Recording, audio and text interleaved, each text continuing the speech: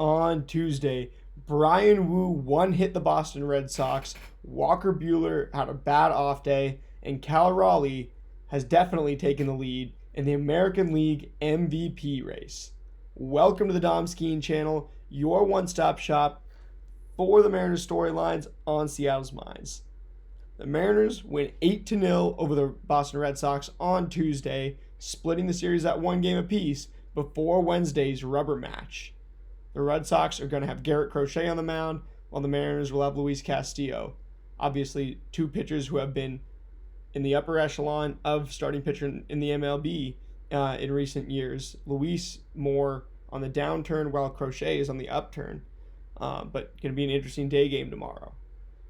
On this game, Bryan Wu one-hits the Boston Red Sox, going 7 scoreless innings, allowing just the one hit to Marcelo Mayer. Ends up being just a single, kind of over the second baseman's head, over Cole Young's head, into shallow right center. Just an easy dropped in for a hit. But other than that, I mean, Bryan Wu just does a sublime job at limiting hard contact. Only needs 86 pitches to get through these 7 innings. Like I said, one hit, obviously 0 earned runs, 6 strikeouts to 2 walks. He really is not the biggest strikeout pitcher.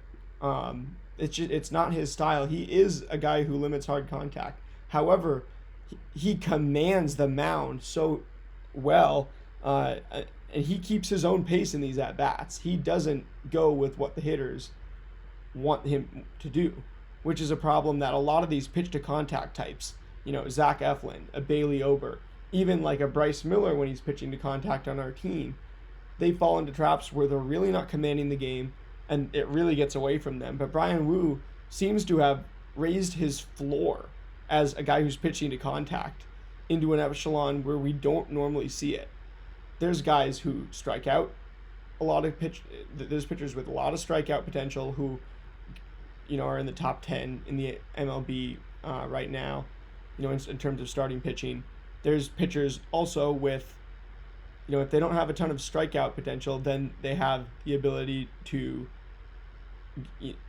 limit hard contact. But those guys that limit hard contact have a extremely low floor, even if they do have a high ceiling. Let's think like a Framber Valdez, and like I said, an Ober or an Eflin, obviously guys who right now are more around the 50 to 70 range of starting pitchers if you were to rank them this week. But at any given point, if they turn it on and their arsenal starts looking good, they can vault into the top 40, into the top 30, even top 20, especially in Ober's case, was there just about earlier this year and most of last year. So when you've got a guy like Bryan Wu, he keeps getting these low average exit velocities. Obviously, quality of contact takes forever to normalize, so you can't really look at one start and say, oh, he was hit hard, this is a sign of things to expect going forward. But the average exit velocities in this one, 84.8 miles an hour. He just is keeping hitters off balance. He just doesn't give them anything they like. 16 swinging strikes on 86 pitches is a phenomenal job, phenomenal rate. We were talking about Logan Gilbert obviously did 21 and 84, and Giolito got up there as well. We were giving Giolito all the credit in the world for getting this. Wu only walks away with 6 strikeouts to 2 walks. But the way it comes off of his hand, and he doesn't get an insane amount of vertical break. It's really all in that horizontal break, which 11 inches of average horizontal break. That's a marked improvement, a marked advantage on pretty much everybody else. Nobody's really throwing a four-seamer that moves horizontally. And these guys hate trying to hit it. That pitch doesn't usually get crushed. It did have a high average exit velocity in this one, but they did not get a whole lot of bats to ball. And probably the biggest thing about this start numbers-wise is the fact that, he gets the 16 whips, right? He gets 1 on 5 sweepers. Sorry, I'm not going to go in reverse order. The big thing is that he got 11 whiffs on 37 four-seamers, 1 on 26 sinkers, 3 on 12 changeups, 0 on 6 sliders, 1 on 5 sweepers. but 11 on 37 four-seam fastballs. If you're getting that type of swing and miss on a pitch that we've already seen, have such ability to induce weak contact, and not just limiting. I'd say, a better way to define it maybe is that Ober and Eflin types, they're limiting hard contact, whereas Woo is inducing weak contact. You could even say it's the other way around. Sometimes pitching to contact is just an absolute wicked game. But Bryan Woo somehow makes you feel steady and consistent while doing so. He's one of the most consistent starting pitchers in the MLB right now, and he's doing it with an approach that wouldn't seem to work. But he is growing into the swing and miss. Every time I try to say, oh, well, for as well as he didn't strike out that many guys. Obviously, when you go 7 innings, keep the pitch count low, and have a one-hitter, you're going to need a few things to go your way. That means, with the walks, obviously, a few double plays, and then you also are going to need, just some batted ball luck. You're going to need them to be putting balls in play and then just to be fielding those well. Phenomenal job by Bryan Woo. Tip of the cap performance, maybe his best start of the season. And he's had some frustrating ones recently where he pitches excellently and then gives up about 4 runs in the 5th or 6th inning, and the quality start's gone. But no more. That quality start streak hopefully starts again here, and can't wait to see Bryan Woo hopefully be an all-star for the first time and keep building on this through the second half of the year. And now moving over to Walker Buehler, you had a pitcher that just did not look comfortable on this mound. I know I'm going to make 2 terrible jokes before I proceed to sympathize with good old Walker Buehler. First of which is that Walker Buehler's day off, obviously Ferris Bueller's day off. It's really more of an off day because it's not like Walker Buehler didn't come out here and compete. He did, and he's a true competitor. Great post-game press conferences from Walker Buehler. The other thing is that he took his name way too literally because he walked twice as many Mariners as he struck out. So Buehler was for sure living up to the Walker name today. I am sorry for making, absolute corny cornball jokes, but those pretty much explain kind of what happened. And when you see a pitcher throwing 7 pitches, that to me is definitely one too many. We saw this with Bryce Miller. We were throwing 7 and 8 pitches a start and never truly looked comfortable, even when he was getting some pretty good results. Obviously had a few bad results in there too, and now it would be I think it's optimistic to say that he'll pitch this season. But that, we'll cover that another day. Walker Buehler did get 12 swinging strikes on 93 pitches. The box score has him 3.1 innings pitched, chased him out of there, 8 earned runs, 4 walks to 2 strikeouts, and then the homer, the grand slam to Raleigh, 93 pitches, and then he got hit hit hard 7 times by the Mariners lineup, 3 of which it's notable were Cal Raleigh. So Cal absolutely just scorching the ball. He sells out for power, but it's working, and we're going to get into that in a second. But finishing off on Buehler, walking twice as many guys as you strike out, clearly just wasn't comfortable. Had a good first inning, even though Cal did get a hit off of him there, and he walked a guy, and then you end up with that second inning, which really just came and bit Buehler. And you've got the second inning is where we're doing a lot of damage these days. That seems to be our inning right now, especially the past couple days. But you look at what he did with his arsenal: 5 swinging strikes on 23 cutters, 2 swinging strikes on 20 sliders, 0 on 16 sinkers, 2 on 16 four-seamers, 1 on 8 sweepers, 2 on 5 knuckle curves, and 0 on 5 changeups. You can't get comfortable throwing this many pitches, and clearly, there's a few that were working for him. The cutter, even that slider, the four-seamer a little bit, all those had decent results against contact, decent whiff percentages, swing strike percentages. Um, but he was just trying to do too much. It didn't seem like he really had a clear game plan. And the placebo effect was real tonight. I'm going to be honest. Once Cal Raleigh came up with the bases loaded, he, just sold out for power on the first pitch, put it in the seats.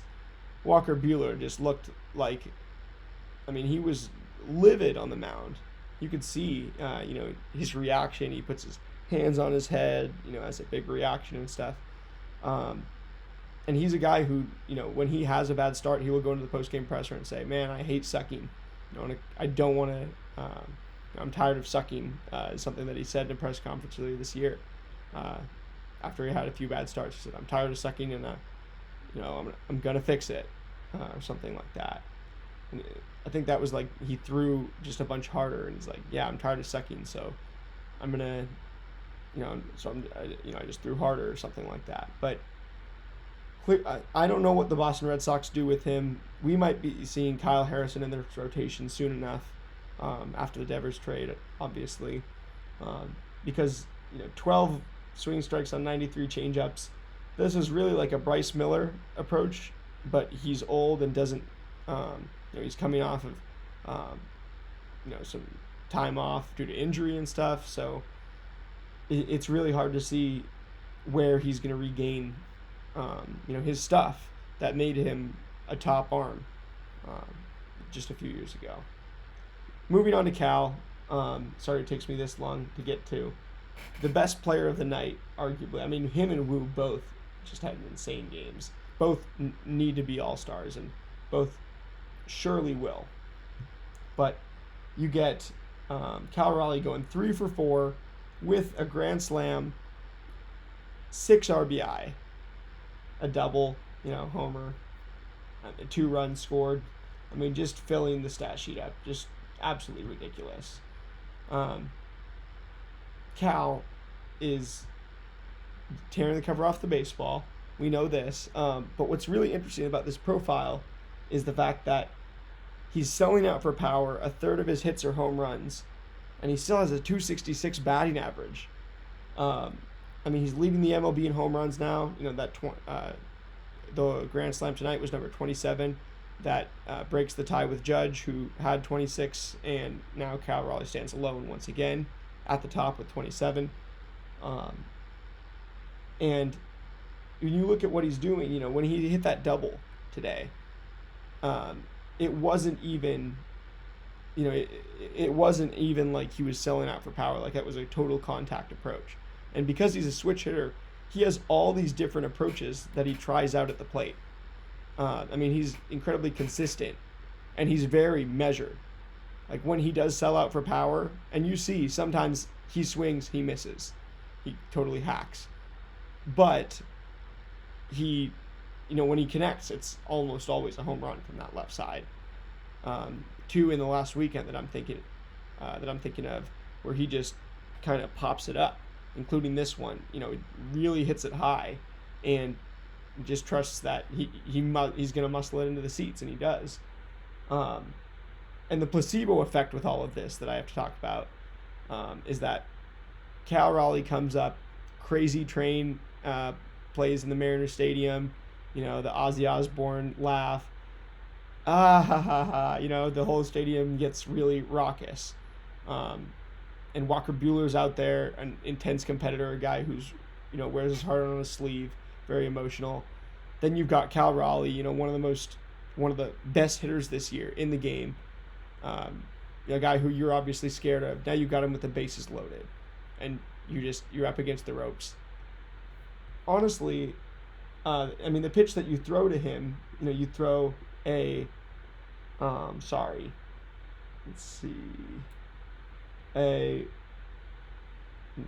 that one.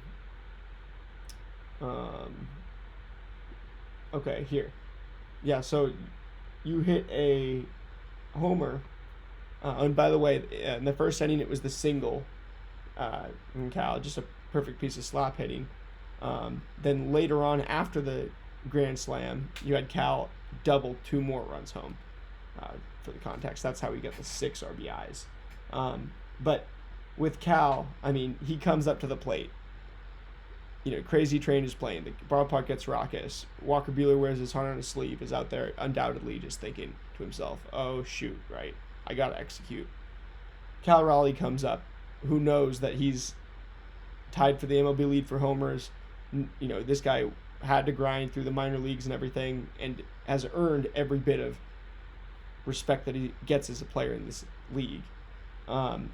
So when he comes out and says, you know what, I'm going to hack at the first pitch if it's good, why not? It might go into the seats. If anybody can do it, it's me. Then he believes just a little bit more, right, that he can do that. And so he goes and he jumps all over that first pitch. And Walker Buehler is all scared. It's like, well, I don't throw him a fastball because why would I do that? And let's see, in the first inning, he ripped my sinker, for a single in the first inning, where I thought I was going to get out of there with a clean inning, and I didn't. So now he comes back up, in this situation with the bases loaded, maximum pressure, and you throw him a changeup right in the top of the zone. I mean, Cal Raleigh was just begging for anything in the zone. So when he murders that, it's like, well, this is an MVP. This is clearly one of the most feared hitters right now. And some of this could be due to placebo effect, the fact that he's believing in himself so much. Some of it could also be the fact that other, pitchers are scared of him and are making mistakes. But the placebo effect is absolutely real. And just to tell you, there's studies that have been done where they give people, people have sort of sicknesses and stuff that does need real cures, and they give them like a sugar pill, but they tell them, hey, this is going to help you, and then their body starts naturally producing things and actually fighting against whatever the sickness is, even though all they gave them in the pill was a sugar pill. That you told this person that you were giving them a pill that was going to help them, and somehow their body responds to that by producing the stuff that it thinks it's getting. Anyway, the placebo effect is real. The fear of Cal Raleigh is mounting in this league. Not just the respect, but now it's just becoming full-blown fear. And if we see pitchers keep making mistakes like this, or we see Cal Raleigh keep punishing them and making these pitchers, look like they shouldn't, look like they have no business going against him, then I don't know what to say. He's the MVP. I'm gonna make a video soon. I'm gonna do a little more than these game recaps. I'm gonna make a video on Cal for MVP and making the entire case, because I think it needs to be made at this point. Not that people, the Baseball Writers Association of America is gonna listen to me at the end of the season, but this case deserves to be made. Anyway, that's gonna do it for today. Absolute blowout. You also get Munoz pitching in the 9th inning, get a clean inning just because he hasn't pitched in a week. If we need him tomorrow in the day game, I'd be a little bit annoyed that we used him when we were up by 8 runs, especially when both teams took a bunch of their starters out of the game. We went out there in the 9th inning with Mastroboni in left, Dylan Moore in center, so I definitely would appreciate, saving Munoz and being extra conservative. But we did get him out there, get to have him pitch. And he gets 4 swinging strikes on 18 pitches, closes the side down. Although technically not a save, obviously, with 8 runs. And then Brennan Bernardino, we want to give a little shout out. 2 former Mariners in this game on the Red Sox. Fun to watch them come back. Brennan Bernardino came in and pitched in the 6th, 7th inning. Obviously they blend together just a little bit. And I don't know if you guys can see, I am sweating. It was a hot day tonight. I wore pants and navy shirt, and I'm just sweating. But so excuse me if I anything like that. But Brennan Bernardino managed to get a clean inning, a strikeout and a walk and a hit, and then he only appeared in a few games for the Mariners. And then Abraham Toro, he struck out once, 1-for-3. But it's great to see, guys that contributed to our team out in the rest of the league and having successful careers. And that's going to do it for today. We face the Red Sox one more time in the rubber match tomorrow, and Garrett Crochet. What do we do off of Garrett Crochet? He looks like if Luke Raley was a pitcher. And I say that in the best way possible. I mean, Luke Raley is, one of the most athletic, one of the best looking guys off the bus in terms of like, if the travel team gets off the bus, Luke Raley's on it, you're like, oh shoot, right? They've got a big, strong kid. That guy's probably gonna be good at the sport, just based on seeing him walk around. Big dude, and he's fast and athletic.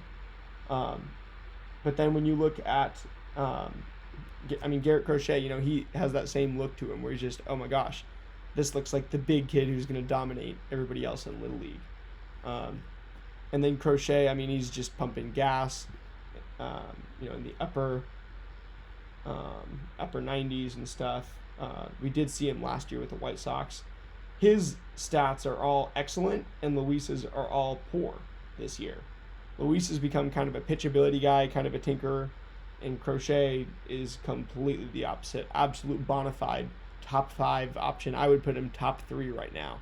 I'd say right now the top 3 pitchers in the MLB to me are Skubal, Crochet, and maybe either DeGrom or Skeens. But yeah, I think that's it right now. He only needs 4 pitches, really 3, with 4.9% changeup. That's a throwaway. And he uses it sometimes and really knocks people out.